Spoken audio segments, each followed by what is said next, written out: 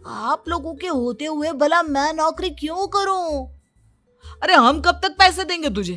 तुझे भी तो अपने पैरों पर खड़ा होना होगा ना। कौन सा उधार के पैरों पर खड़ा हूं? अपने ही तो पैरों पर खड़ा हूं मैं। इसी तरह रौनक दिन प्रतिदिन लापरवाह होता जाता है। उसकी लापरवाही को देखते हुए अरविंद और कमला अपने बेटे की शादी कराने का फैसला लेते हैं और 1 महीने के अंदर अंदर ही रौनक की शादी मेघा नाम की लड़की से करा देते हैं। शादी के कुछ दिन बाद, रौनक, मुझे एक अच्छी सी साड़ी चाहिए, आप ला दोगी ना? हाँ, क्यों नहीं। कितने तक की आती है साड़ी? यही करीब 5,000 तक की। तुम चिंता मत करो, मैं आज ही डैडी से पैसे मांगकर तुम्हारे लिए साड़ी ले आऊंगा। आप कब तक ऐसे ही अपने पापा से पैसे मांगते रहेंगी? कोई अच्छी सी नौकरी क्यों नहीं कर लेते आप? अरे डैड के होते हुए मुझे नौकरी करने की जरूरत ही क्या है? पर आप ऐसे कब तक उनसे पैसे मांगते रहेंगे? कुछ आपको अपने दम पर भी तो करना होगा ना।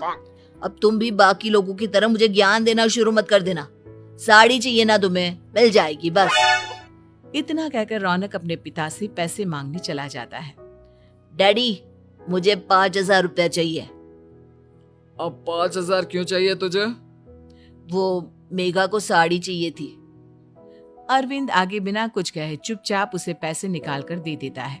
कुछ दिन बाद, तुम्हें नहीं लगता कमला, रौनक हम पर पहले से भी ज्यादा डिपेंड हो गया है? मुझे तो अब उसके भविष्य की चिंता होने लगी है। कल को हमें कुछ हो गया तो वो क्या करेगा? काश तुमने पहले ये सोच लिया होता तो आज हमारा बेटा इतना लापरवाह नहीं होता।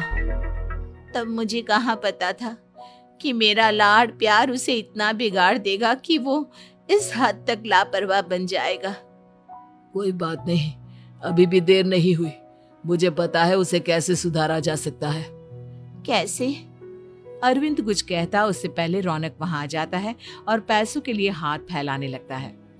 डैड, मैं और मेघा बाहर घूमने जाना चाहते हैं। अरे वाह, ये आज सूरज कहाँ से निकला है? Dad please. अच्छा चलो अब मुद्दे की बात करो।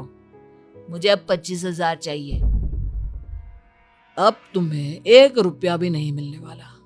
अगर तुम्हें पैसों की इतनी ही जरूरत है तो कोई ढंग की नौकरी कर लो। मम्मी, आप कुछ कहिए ना डैड को। बेटा, वो गलत क्या बोल रहे हैं? ये सब हम तेरे भले के लिए ही तो कर रहे हैं। मम्मा, मैंने बताया ना आपको, मुझे नहीं करनी कोई जॉब वॉब। तो ठीक है, निकल जाओ हमारे घर से। तुम्हारे जैसे लोगों के लिए मैंने ये घर खड़ा नहीं किया है। जितना ये घर आपका है ना, उतना ही मेरा भी है। मैं कहीं नहीं जाने वाला। जाना तो पड़ेगा ही तुझे, क्योंकि अब मैं तेरा कोई भी खर्चा नहीं उठाने वाला। ठीक है, मत उठाइए मेरा खर्चा, मैं अपने दम पर भी जी सकता हूँ। तो बेशर्मों की तरह अब तक यहाँ क्यों खड़ा है? अपना सामान ले और निकल जाए यहाँ से। रौनक पैर पटकते हुए वहां से चला जाता है। घर से निकालना जरूरी है क्या उसे? बिना पैसों के कौन रखेगा उसे किराए पर? अगर उसका भविष्य सुधारना है तो हमें अपने दिल पर पत्थर रखकर ये कदम उठाना ही होगा। दोनों बात कर रहे होते हैं कि रौनक अपनी पत्नी के साथ एक बड़ा सा बैग लेकर घर से निकल जाता है, लेकिन घर से बाहर उसे कोई भी मुफ्त में अपने घर किराए पर नहीं रखता। अंत में थक हार कर वो फिर से अपने घर चला जाता है। क्या हुआ? थोड़ी देर पहले तो दहाड़ते हुए घर से निकला था, अब क्या हुआ? नहीं रखा ना किसी ने तुझे किराए पर? डैड प्लीज, मैं कुछ दिनों में कोई अच्छी सी नौकरी शुरू कर दूंगा। आप तब तक तो हमें रख लीजिए प्लीज।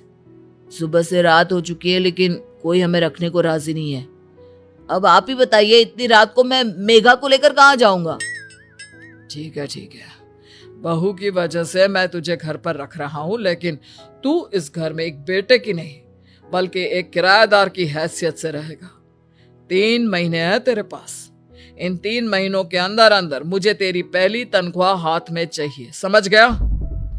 पक्का डैड, इन 3 महीनों के अंदर अंदर तो कोई बढ़िया सी नौकरी ढूंढ ही लूंगा मैं। ऐसे ही धीरे धीरे समय बीतने लगता है और अरविंद के दिए 3 महीनों में से 2 महीने बीत चुके होते हैं। पापा जी